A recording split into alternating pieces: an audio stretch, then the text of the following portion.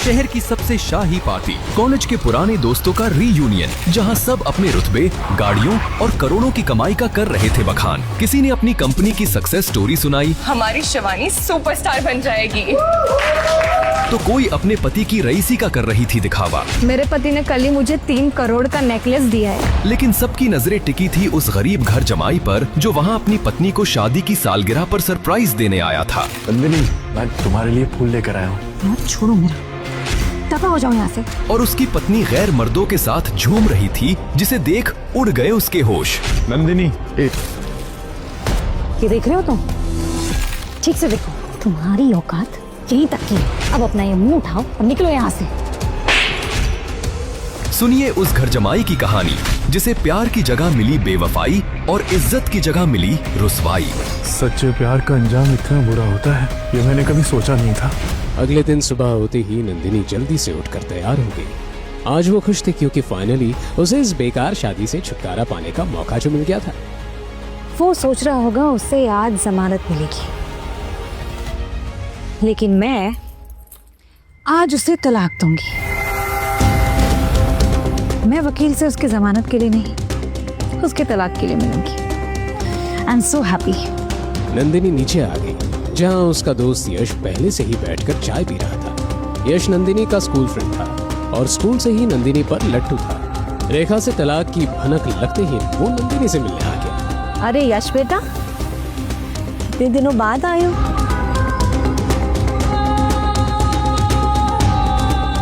क्यों नंदिनी आई? हे। और आजकल क्या कर रहे हो? इतनी महंगी गाड़ी खरीदी? जी आंटी, एक्चुअली मुझे प्रमोशन मिल चुका है। फिलहाल 5 करोड़ का पैकेज है मेरा। वाह जी बेटा, तुम कितने जिम्मेदार और काबिल हो।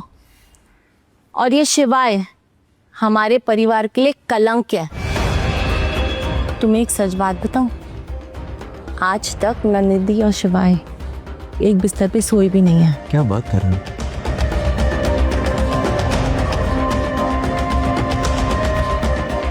तू चले? हाँ श्योर। लेट हो रहा है ना?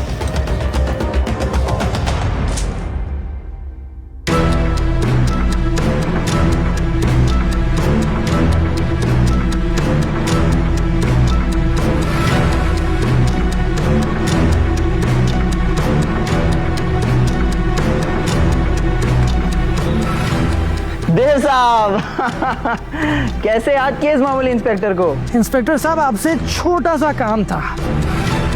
देव ने अपनी बेइज्जती का बदला लेने के लिए पुलिस स्टेशन कॉल किया और इंस्पेक्टर को रिश्वत देकर शिवाय को 3rd डिग्री टॉर्चर देने के लिए कहा।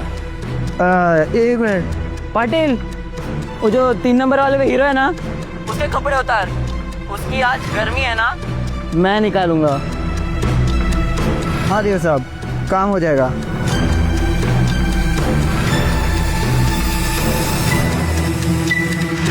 शिवाय एक शिव भक्त था। जब भी वो जीवन में किसी दो राह पर खड़ा होता, तब वो महाकाल को पुकारता।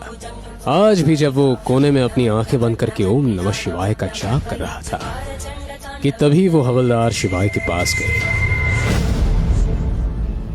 पता है महाकाल को विनाशक क्यों कहा जाता है?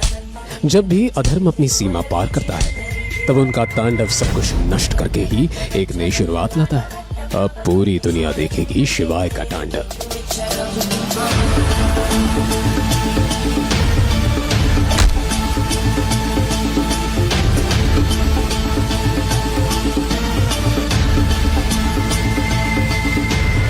तभी इंस्पेक्टर के साथ 2 और हवलदार वहां आए और शिवाय को लाठियों से मारने लगे।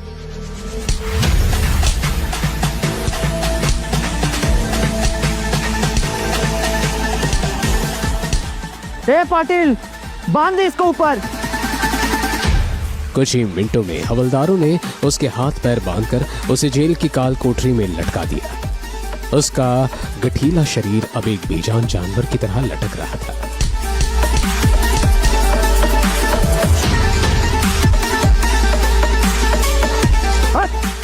मार पाटिल।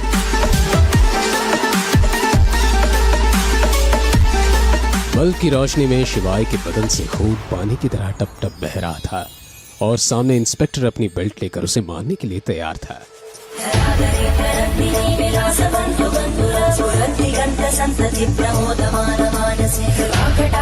हवलदारों की इस हरकत को देखकर शिवा एकदम शांत हो गया, पर यह एक बड़े तूफान के पहले वाली शांति थी।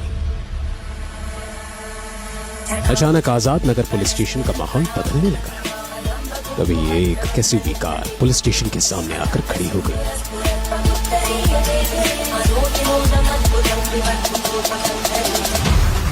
उनमें से एक ऑफिसर कैप्टन सरताज शिवाय को ऐसे देखकर चौंक गया और हड़बड़ाते हुए बोला, ये क्या किया तुम लोगों ने?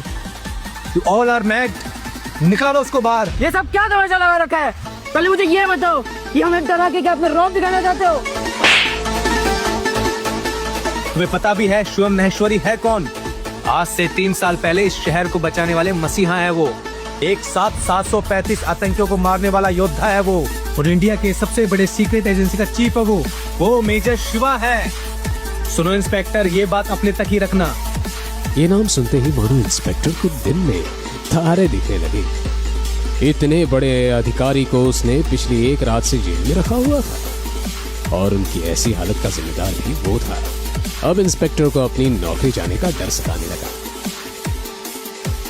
कुछ ही देर में जेल का ताला खोलकर शिवाय के हाथ पैर की रस्सी खोलकर इज्जत के साथ बाहर लाकर कुर्सी पर बैठाया गया। शिवाय के कपड़े फटे हुए थे, सर से लेकर पांव तक वो खून से लथपथ था। वो दोनों हवलदार शिवाय के खून को उसके शरीर से साफ करने लगे। 3 साल बाद सभी कमांडोज आज पहली बार शिवाय को देख रहे थे। सर, हमने आपको कहाँ नहीं ढूंढा और आप यहाँ थे। हमें कल पता चला आप इस हालत में हैं, इसलिए मैं पूरी बटालियन को लेकर यहाँ आया हूँ आपको लेने। आई एम सॉरी सर, हम लेट। नहीं कैप्टन, तुम एकदम वक्त पे आए हो। अभी हमें यहाँ से निकलना चाहिए। मुझे बजाज मेंशन ड्रॉप कर दो। इतना सब होने के बाद भी शिवाय नंदिनी के बारे में ही सोच रहा था। उसकी आंखों में कल रात की लगाई नंदिनी की आग दहक रही थी।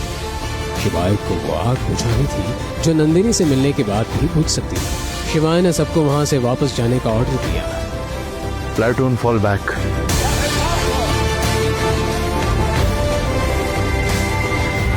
शिवाय पुलिस स्टेशन से निकला और जल्दी से गाड़ी में बैठ गया। सारे कमांडोज भी उसके पीछे भागकर गाड़ी में बैठ गए।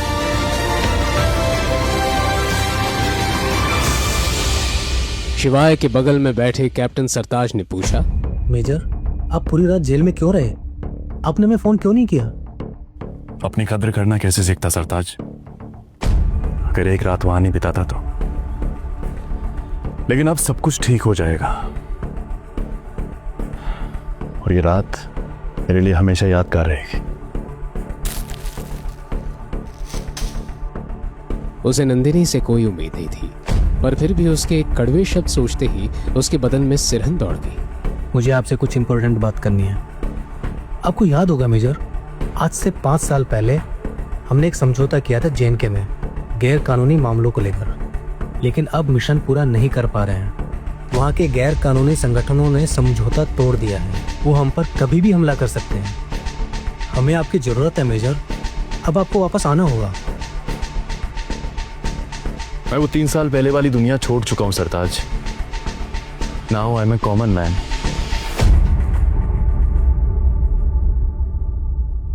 उधर नंदिनी घर से निकलकर पुलिस स्टेशन के लिए यश के साथ निकल ही रही थी कि उसके घर के सामने एसयूवी कार आकर रुकी। आगे खड़ी कार का दरवाजा खुला और गाड़ी से शिवाय को उतरते देख नंदिनी और यश हैरान रह गए। इस वक्त शिवाय की आंखों में अंगारे जल रहे थे। नंदिनी, 12 साल पहले सेंट्रल स्ट्रीट पे जो हादसा हुआ था, क्या वो तुम्हें याद नहीं है? वो किडनैपिंग, वो बर्थडे, कुछ भी याद नहीं है तुम्हें? तुम पागल हो गए हो कि उस दिन मार खा के तुम्हारे दिमाग पे भी चोट लगी है? और तुम बाहर कैसे है? किसने करवाई तुम्हारी बेल? हाँ, क्यों, क्या, कैसे?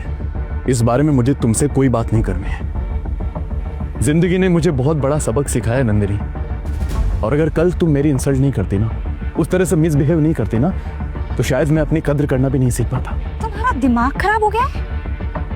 आज जो ये तुम्हारी हालत है ना, वो सिर्फ और सिर्फ तुम्हारी वजह से है, मेरी वजह से नहीं। मैं तो तुम पर एहसान करने वाली थी तुम्हें जेल से छुड़ा करो तुम वो Stupid.